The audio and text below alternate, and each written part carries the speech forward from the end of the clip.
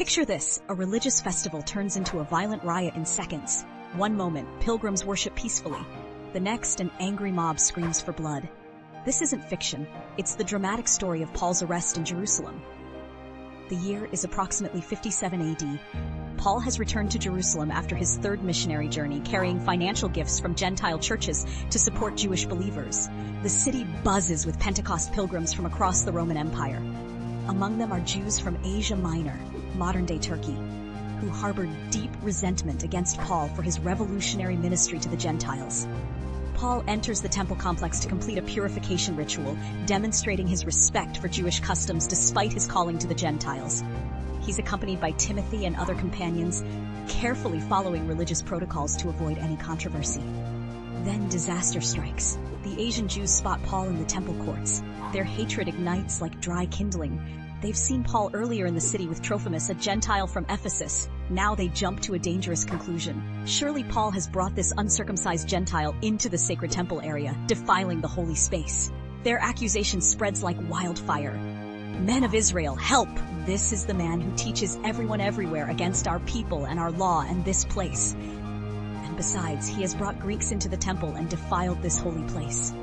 Acts 21:28 records their inflammatory words. The crowd erupts into chaos. Religious fervor transforms into murderous rage. Pilgrims from across the known world join the frenzy without understanding the facts. They seize Paul, dragging him from the inner courts toward the outer areas. The massive temple gates slam shut behind them. No blood will be spilled on sacred ground. Fists fly, feet kick. The mob's roar echoes through Jerusalem's streets.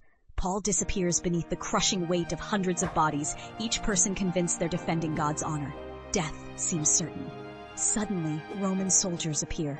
The fortress Antonia overlooks the temple complex, and the garrison commander responds quickly to reports of riot. Soldiers rush down the stone steps, their armor clanging, spears gleaming. The crowd freezes. Roman authority commands immediate respect. The commander arrests Paul, ordering him bound with 2 chains, fulfilling Agabus's prophetic warning from Acts 21:11. As soldiers carry Paul towards safety, he requests permission to address the crowd. The commander, surprised by Paul's educated Greek, grants the request. This incident reveals how quickly religious passion can become dangerous extremism. False accusations, mob mentality, and cultural prejudice nearly claimed Paul's life. Yet God's providence protected his servant through unexpected means, Roman military intervention. Paul's experience reminds us that following Christ often means facing opposition from unexpected sources, sometimes even from religious communities. Truth doesn't always triumph immediately, but God remains sovereign over human hatred, and divine purposes ultimately prevail.